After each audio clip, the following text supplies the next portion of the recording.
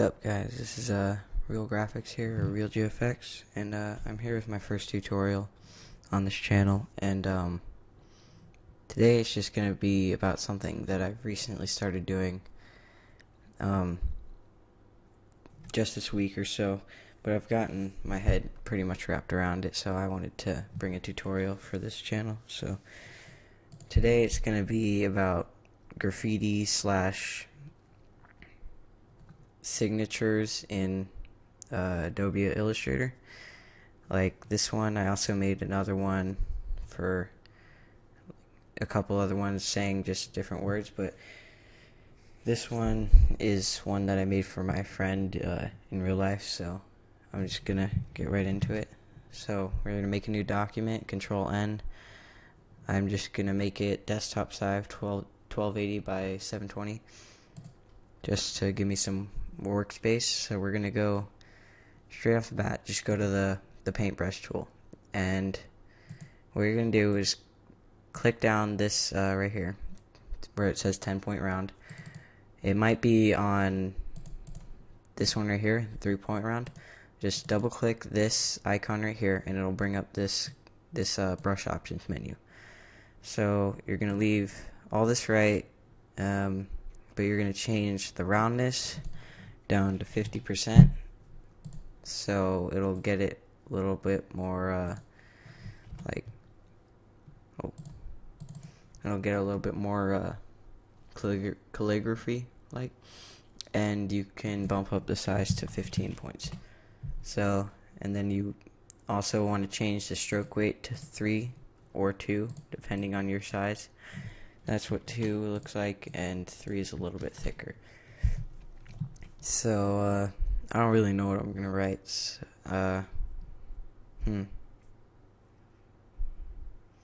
Maybe I'll just write design just to be simple, but you're just gonna want to do it like in this one. I did you do a lot of curved lines and a lot of style to it, flow. And with this one, we should start off with D, and that doesn't look so good. So you hit Control Z to undo it, or you can delete it within the program. No, that's not so good.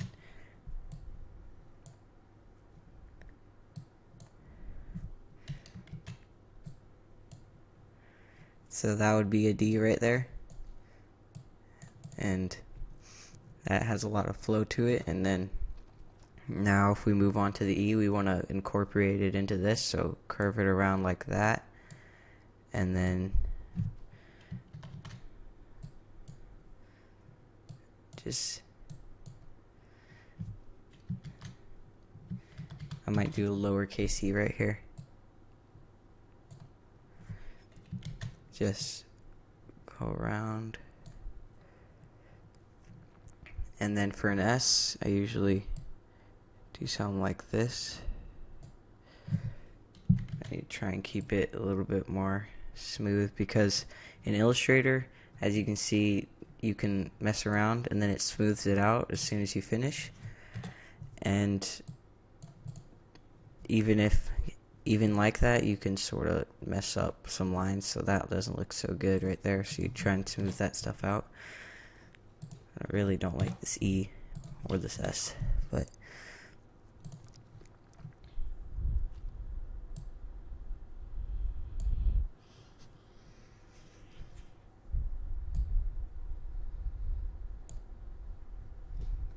so that is DES. Now for an I.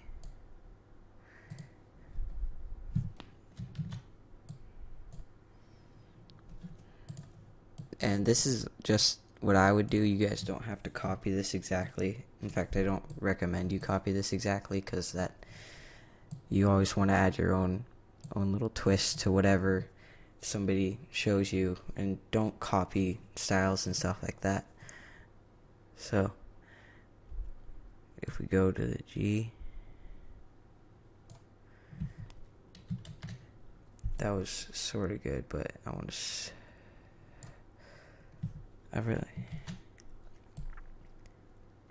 you might have to do this a lot. It's a lot of trial and error of what you think looks good and doesn't. See that G, it doesn't really work with the rest of the work, so I'm just going to make it a uppercase G. The thing about this style of work is it doesn't really matter whether or not it's lowercase or uppercase because it all flows together really well.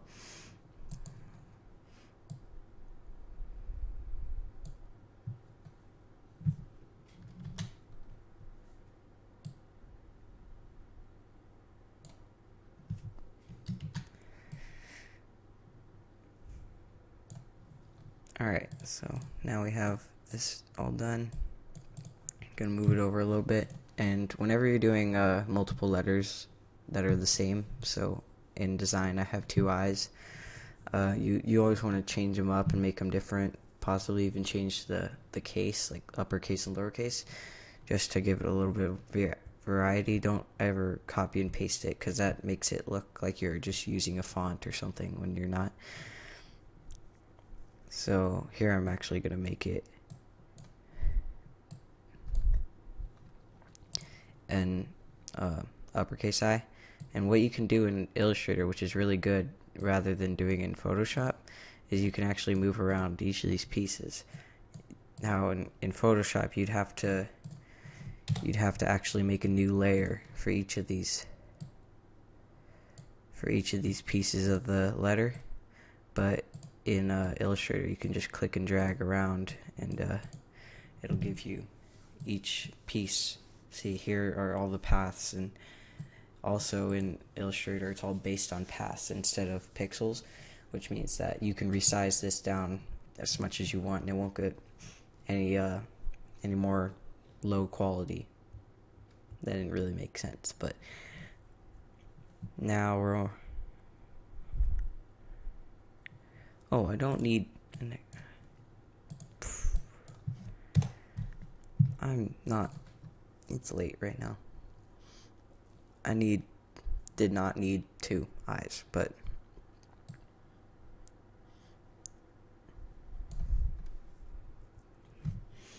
that's not the best end. Probably gonna end up making it lowercase like that. So as you can see here, we all have this. I have this this word right here, design. And then what I usually do to add a little bit of flair, I add these little dots at the end and these arrows just to give it a little bit more, like a little bit more to the piece. Just like add dots at the end of main letters and maybe at the top of the G. You don't want to add too many dots, because if you add so many, like here and here, and it just gets like clustered up and stuff like that. So in this, I actually want to move over to the N.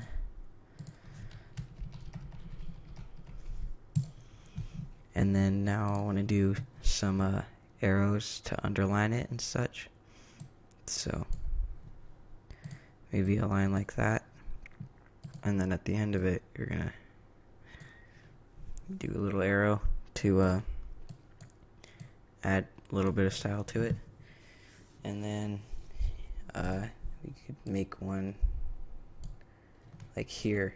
This is an example of a place where you'd want to redo the line, because there I didn't this would be a lot easier if you had something like a Wacom tablet or something like that, because you can just use like a pen. With a pencil, or with a mouse, it's a lot harder to give it a little bit more style. But I didn't really like that top one, so I took it out. And you can even add a little heart. Nope.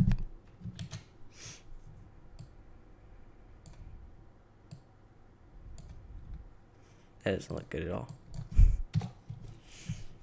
Alright, so with this, something like this, you want to import it into Photoshop. Just create another new background. Change this to like a dark gray.